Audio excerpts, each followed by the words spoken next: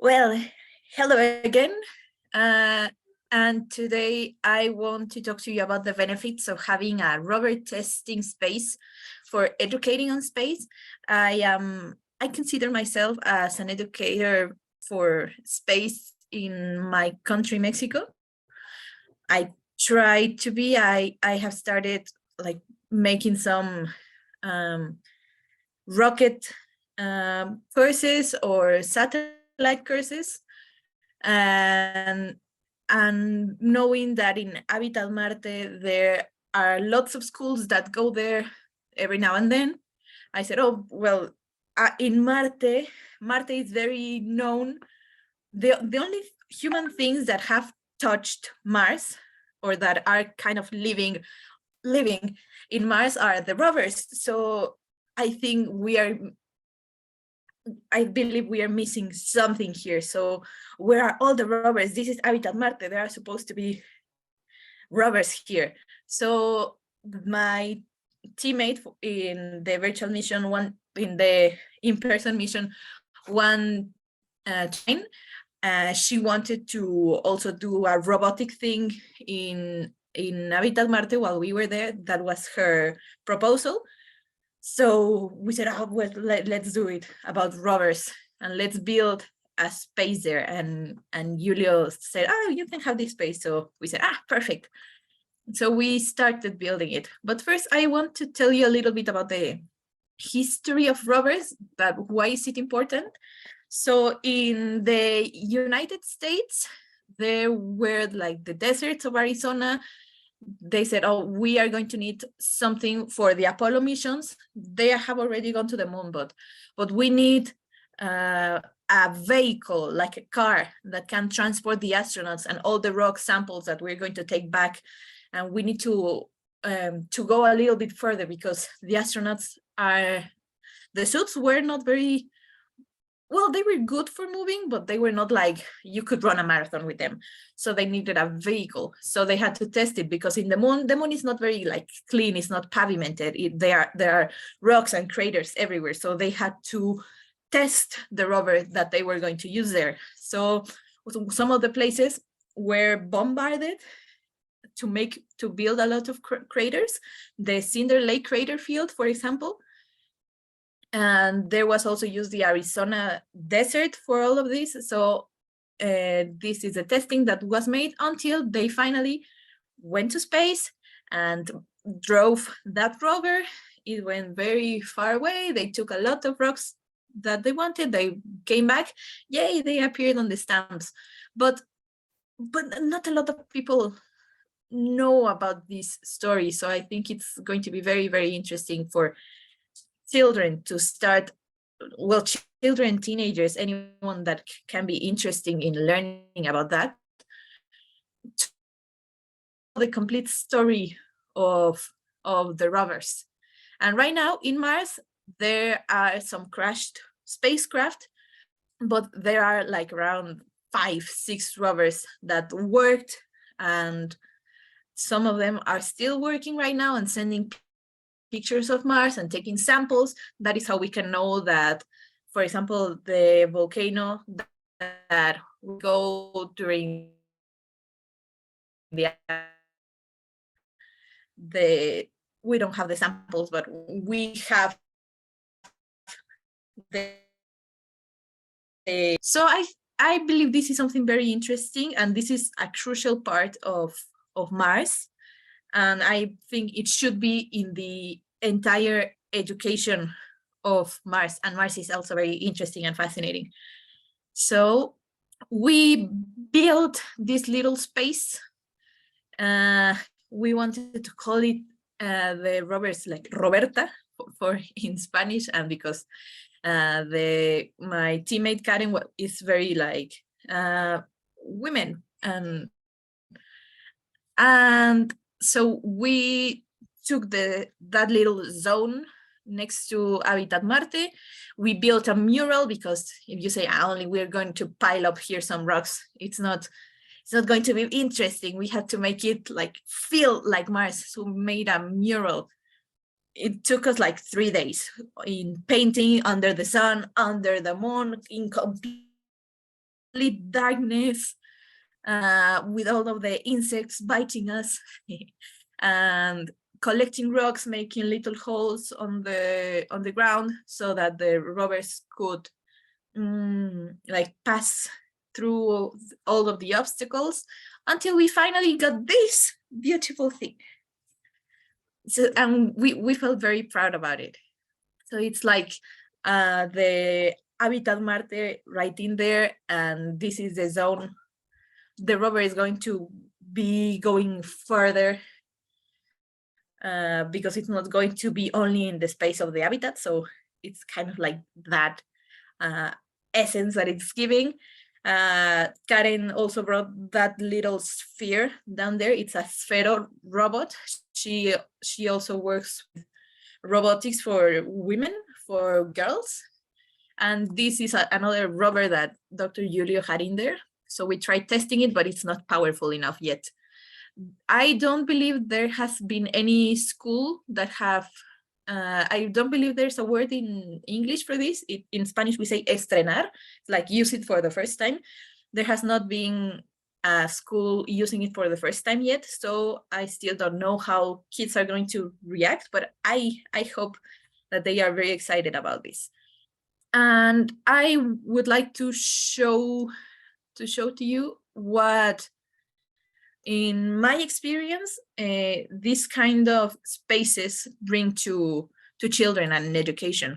So we all know that in the future, the careers of the future and the present, right now, kids, and I believe my own generation, are the Mars generation.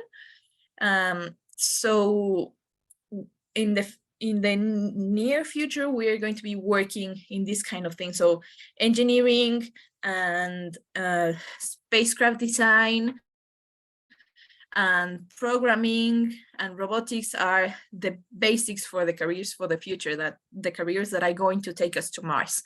So it's very important that schools start building or putting these kind of skills into their curriculums.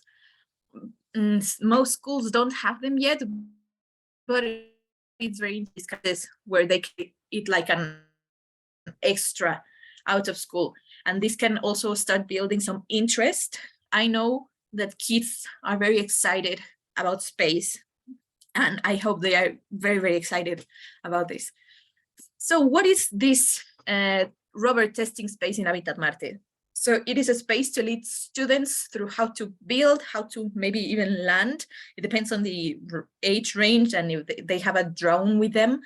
How to land, how to program, how to rove, to move around, about exploration, and how to drive a rover through obstacles as they would be found on the moon and Mars, right? So how to get through craters, how to avoid that big rock there. Oh no, it's going to fall something on us. So we can start by establishing, I don't know, one of the missions. It can be any kind of mission we want, maybe taking rock samples, or maybe just roving around, skipping obstacles, or maybe just programming and just advance several meters and turn, or it can be anything really. Any kind of mission can be made in here. So they can learn and follow rovers on Mars, learn about spacecraft, as I said, experience the processes involved in engineering a communication protocol, building a protocol, how to reach goals, because normally children don't see that they are reaching goals. So since the beginning, they say, you have this mission, and they are going to feel like spies. You have this mission, so they're going to reach goals. If they don't reach the goal, oh, they can have maybe some problem solving. How to create, how to calibrate. Maybe they can use that same rover they have there, or maybe they can build a new one. It's limitless, really. Learn new words, very important words. Learn about engineering, things like parameters, communicating, design, pursuit, scientific objectives. What is a design for? What are criteria? How do you know this the solution was successful? What is the process of developing potential design solutions? And how can we propose more? So with this, the students could be able to apply the engineering design cycle to produce an engineering design that meets the mission goals that we were talking about. Very important also. This is the most interesting part for me. They can learn about Mars and the moon. They can become more interested. They can know, so engineering, maybe it's not something that my father does in an office. Engineering is something very interesting. They can be more interesting into trying to be an engineer in the future. I am studying engineering, and most of my classmates, they didn't even know what engineering was when they chose to get in it. So they can, with this, they can already know it. They can design their own mission, their protocols, build from zero, or maybe only test the model that they made at school, for example, learn about spacecraft components and engage in scientific exploration. They can learn and apply creativity, problem solving, innovation, emotional intelligence. It is very important that it failed, oh no, and they throw something at the floor. No, they can say, no, calm down, you can do it again, it's okay. And teamwork, and they can update their technical knowledge. So in the right now, I don't really know about the Brazilian one, but in Mexico, the curriculum, even for engineering, is not very modern. It's like we're learning like things that 30 years ago they were learning. So I believe this is a more practical way of learning, a better way. You apply it. You don't just are learning about, so this is a programming, blah, blah, blah, blah, blah. They can learn something that they can apply and use. They can learn, very important, about electronics, electricity, programming, all of the things you can apply in robotics. So this is only a presentation to show you what we did. We still have to see how it unfolds when schools start taking their children, the students or the teenagers, or maybe even university students, to test a model they made. And we'll see how it goes, and they can put it to the test in there. Thank you very much. Diana, permits me present a good news for you. I recently we bought a rover. Let us show you. Okay. It's this is more robust. It's a company called Robocore. There is some very good material, very well done. Also, it's there is a kit.